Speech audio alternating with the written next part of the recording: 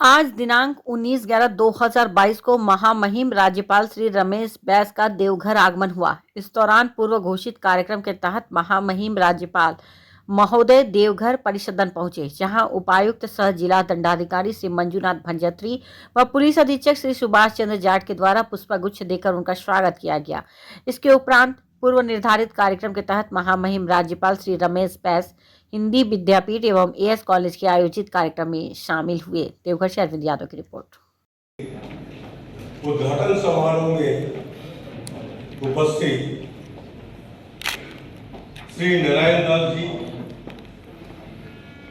सदस्य झारखंड विधानसभा, श्री कृष्ण झा जी, सदस्य नीति आयोग एवं अध्यक्ष Hindi Vidyapeeth B Ed college Deoghar, doctor Arvind Manoj Kumar Singh, क्षेत्रीय निर्देशक इग्नू,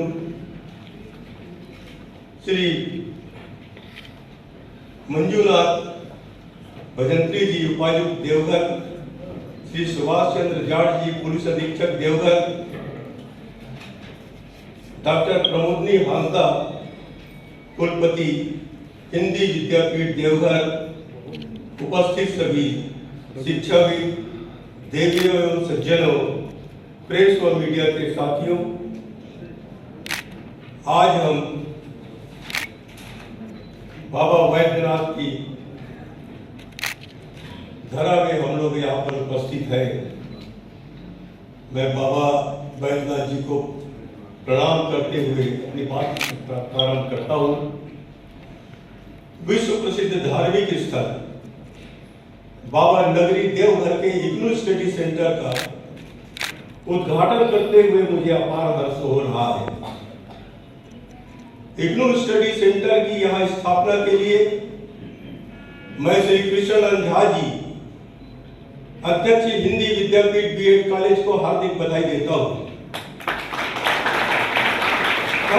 इस सुंदर परिसर में इग्नू स्टडी सेंटर का शुभारंभ हो रहा है, जो शैक्षणिक उन्नयन की दिशा में महत्वपूर्ण है।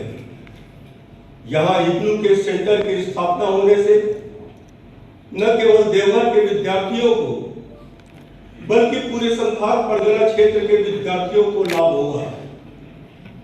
यह एक ऐसी यूनिवर्सिटी है जो हर श्रेणी के लोगों को शिक्षा प्राप्त करने का अवसर प्रदान करता है।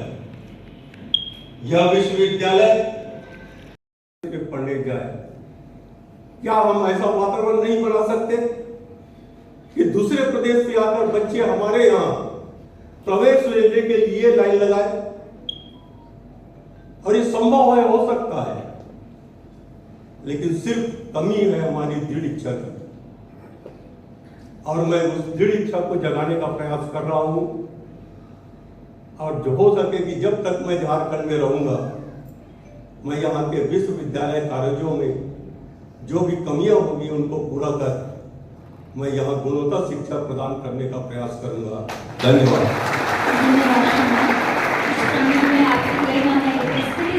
योगी है जो किसी कारणवश नियमित रूप से शिक्षण संस्थान पढ़ने के लिए नहीं जा सकते, आज इग्नू का इस देश का शिक्षा में महत्वपूर्ण योगदान है।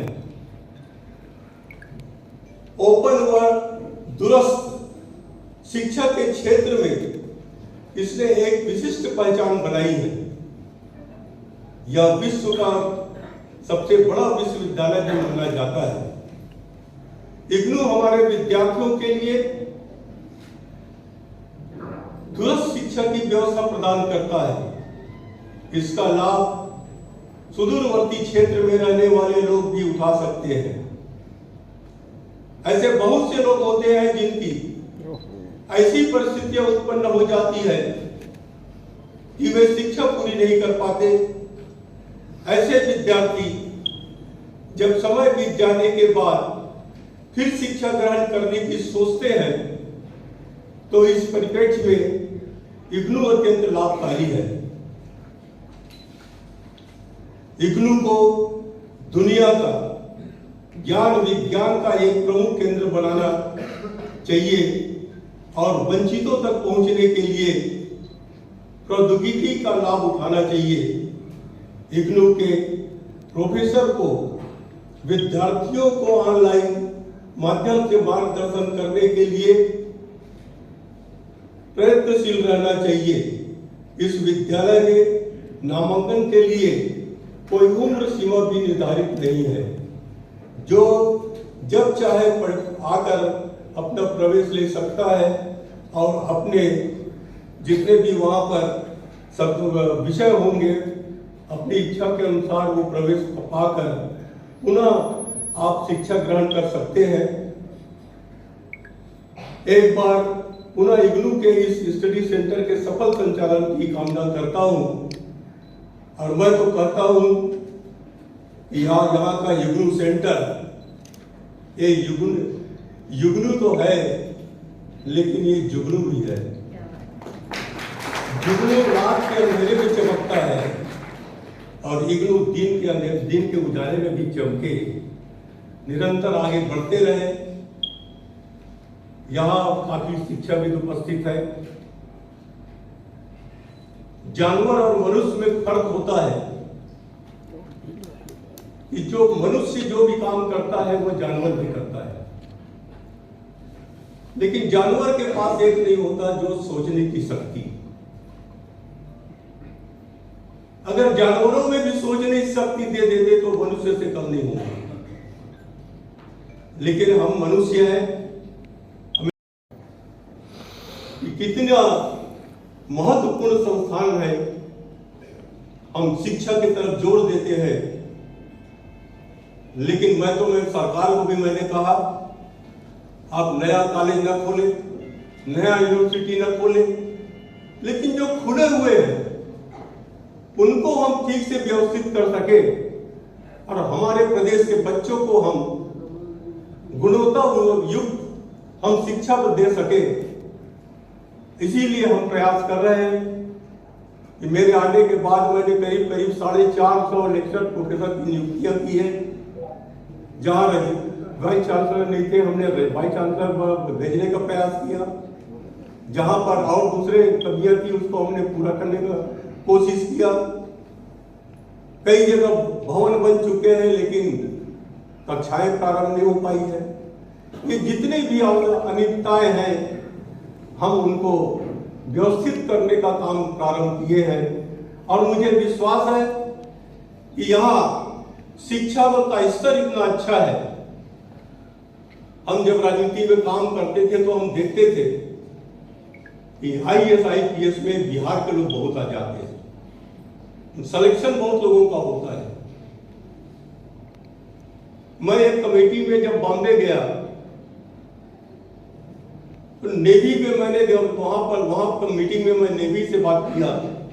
नेवी की ही मीटिंग थी सेनाओं की, तो मुझे वहां के अफसर बताए